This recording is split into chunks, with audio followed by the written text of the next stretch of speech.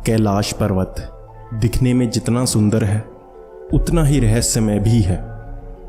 इस एक पर्वत के साथ कई रहस्य जुड़े हुए हैं। एक रहस्य तो यह है कि आखिर इस पर्वत पर अब तक कोई क्यों नहीं चढ़ पाया।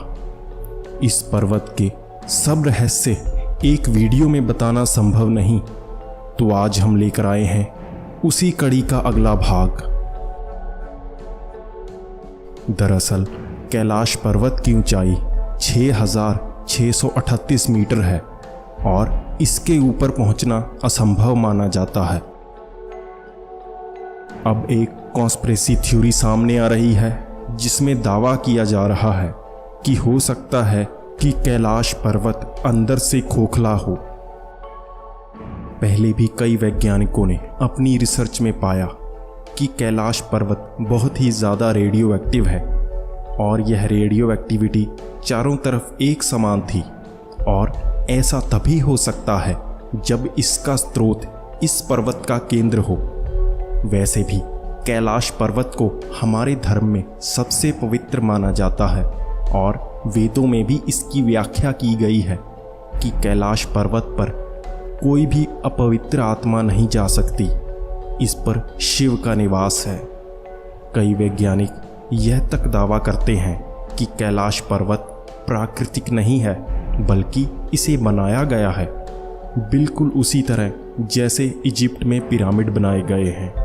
पिरामिड भी अंदर से खोखले हैं और उसके अंदर भी देवताओं की कई मूर्तियां भी रखी गई हैं।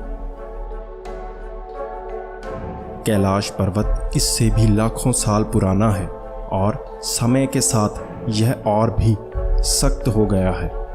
अगर हम बात करें कैलाश पर्वत की स्थिति की, तो यह नॉर्थ पोल से 6,666 किलोमीटर दूर है और साउथ पोल से 13,332 किलोमीटर, बिल्कुल दुगना नॉर्थ पोल से। है ना कमाल की बात। हमारे वेदों में भी कैलाश पर्वत को धरती का केंद्र कहा गया है और अब वैज्ञानिक भी इसकी पुष्टि कर रहे हैं। एक रशियन प्रोफेसर एर्नस्ट मल्दोशेव ने अपनी गहन रिसर्च में पाया कि हो सकता है कि कैलाश पर्वत के अंदर एक पूरा का पूरा शहर बसा हो।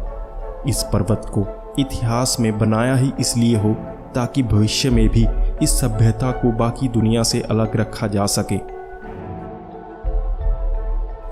उस प्रोफेसर का यह भी दावा था कि इसके अंदर जाने का रास्ता इस पर्वत की चोटी पर हो सकता है, क्योंकि एक वो ही ऐसी जगह है जहां पर जाना सबसे मुश्किल है।